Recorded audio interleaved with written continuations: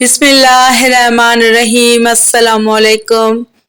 حضور اقدس صلی اللہ علیہ وآلہ وسلم نے بڑھاپے سے پناہ کیوں مانگی ہے، اور وہ کون سا بوڑھا آدمی ہے جس سے اللہ تعالیٰ سخت نفرت کرتا ہے؟ ناظرین، اللہ تعالیٰ نے انسان کی زندگی کو عام طور پر ان 4 مراحل میں تقسیم کیا ہے: بچپن، لڑکپن، جوانی اور بڑھاپا۔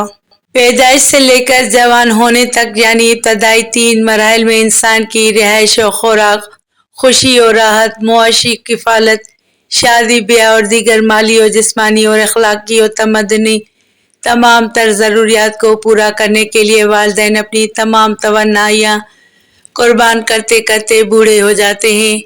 عمر رسیدہ افراد اپنی کمزوری، ناتوانی اور ضعیف العمری کی وجہ سے ذہنی اور جسمانی لحاظ سے بچے کی مانند ہو جاتے ہیں۔ جو کل تک دوسروں کا بوجھ اپنے کندھوں پر اٹھایا کرتے تھے، آج وہ خود عمر کی اس منزل پر دوسروں کے رحم و کرم پر ہوتے ہیں اور ان کی خدمت و محبت کے محتاج ہو جاتے ہیں۔ اسی لیے اسلام نے بوڑھوں کی عزت اور اس کے ساتھ حسن سلوک کرنے کا خاص حکم دیا ہے۔ حضرت انس رضی اللہ تعالیٰ عنہ روایت کرتے ہیں کہ آپ صلی اللہ علیہ وآلہ وسلم نے فرمایا، جو جوان کسی بوڑھے کی عمر رسیدگی کے باعث اس کی عزت کرتا ہے، اللہ تعالیٰ اس جوان کے لیے کسی کو مقرر فرما دیتا ہے جو اس کے بڑھاپے میں اس کی عزت کرے گا۔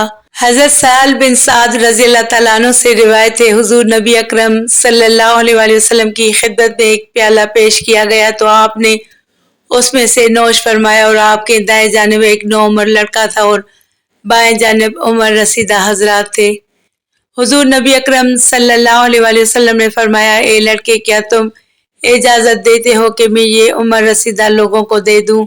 اسی طرح ایک روایت میں سیدنا انس رضی اللہ تعالیٰ عنہ سے مروی ہے کہ نبی کریم صلی اللہ علیہ وآلہ وسلم نے فرمایا، جس شخص کو اسلام کی حالت میں 40 برس کی عمر مل جائے، اللہ اس سے 3 قسم کی بیماریاں جنون، کوڑ، چیچک کو دور فرما دیتے ہیں۔ جب وہ 50 سال کی عمر کو پہنچ جائے تو اللہ اس پر حساب کتاب میں آسانی فرما دیتے ہیں۔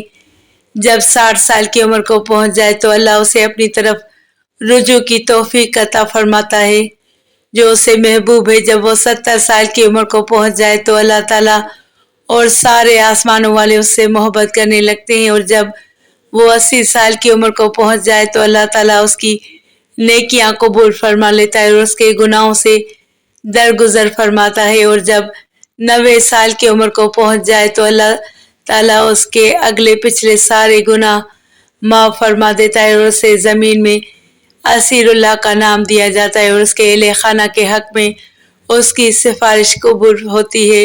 اب اس بات کا ذکر کرتے ہیں کہ حضور اقدس صلی اللہ علیہ وآلہ وسلم نے بڑھاپے سے پناہ کیوں مانگی؟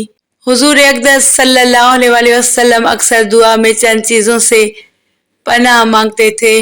سنن ابن داؤد میں حضرت ابو سعید خدری رضی اللہ تعالیٰ عنہ سے روایت ہے کہ ایک دن رسول اللہ صلی اللہ علیہ وآلہ وسلم مسجد میں تشریف لائے تو ایک انصاری صحابی ابو امامہ رضی اللہ تعالیٰ عنہ کو مسجد میں بیٹھے دیکھا۔ آپ صلی اللہ علیہ وآلہ وسلم نے فرمایا، مفہوم ہے کہ کیا بات ہے تم اس وقت جب کہ کسی نماز کا وقت نہیں ہے مسجد میں بیٹھے ہو؟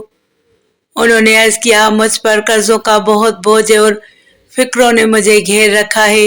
آپ صلی اللہ علیہ وآلہ وسلم نے فرمایا، میں تمہیں ایسا دعا یا کلمہ نہ بتا دوں جس کے ذریعے دعا کرنے سے اللہ تعالیٰ تمہیں ساری فکروں سے نجات دے دے اور تمہارے قرضے بھی ادا کر دے؟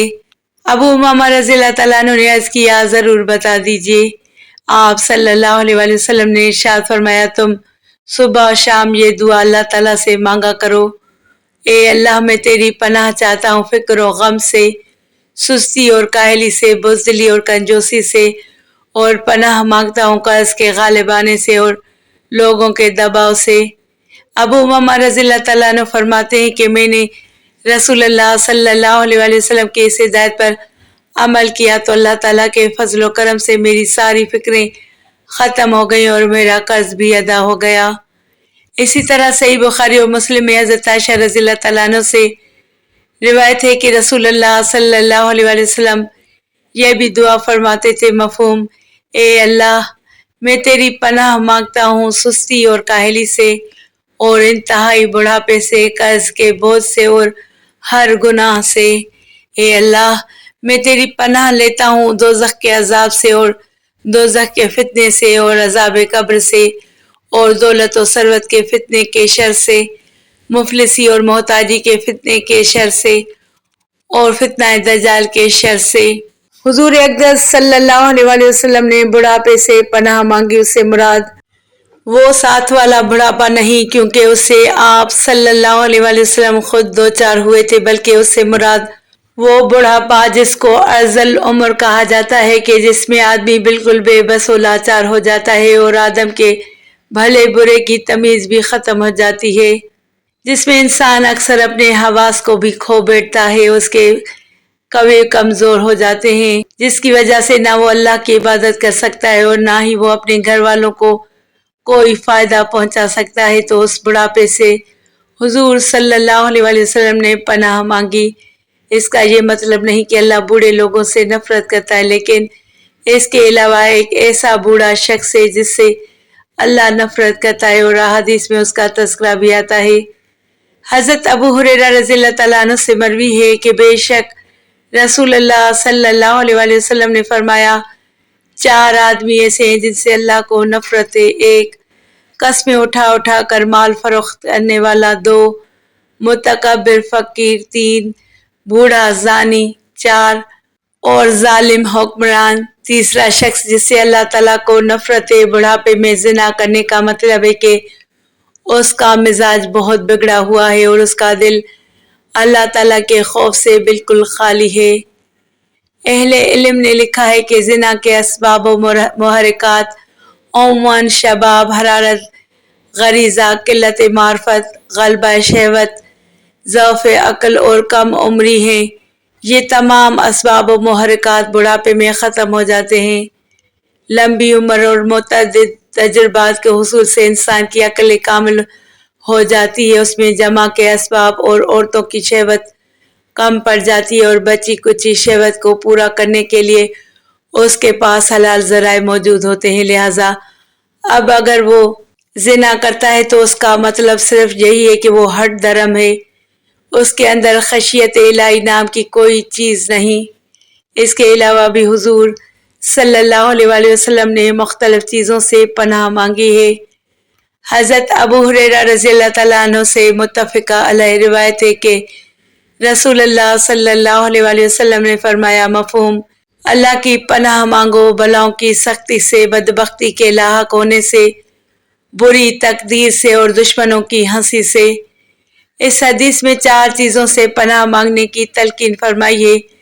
در حقیقت دنیا اور آخرت کی کوئی برائی اور کوئی تکلیف، کوئی مصیبت اور کوئی پریشانی ایسی نہیں جو ان 4 عنوانوں کے علاوہ ہو۔ بلا ہر اس حالت کا نام ہے جو انسان کے لیے باعث تکلیف اور موجب پریشانی ہو، جس میں آزمائش ہو۔ یہ دنیوی بھی ہو سکتی ہے اور دینی بھی، روحانی بھی ہو سکتی ہے اور جسمانی بھی، انفرادی بھی ہو سکتی ہے اور اجتماعی بھی۔ لہٰذا بلا کا لفظ تمام مصائب، تکالیف اور آفات کو شامل ہے۔ اللہ تعالیٰ سے دعا ہے ان احادیث میں حضور صلی اللہ علیہ وآلہ وسلم نے جن چیزوں سے پناہ مانگی، اللہ ہمیں بھی ان سے محفوظ رکھے۔ آمین ثم آمین۔ ویڈیو کو لائک کر کے چینل کو سبسکرائب کریں اور گھنٹی کے نشان کو دبائیں تاکہ میری آنے والی ہر نئی ویڈیو کا نوٹیفیکیشن ملے۔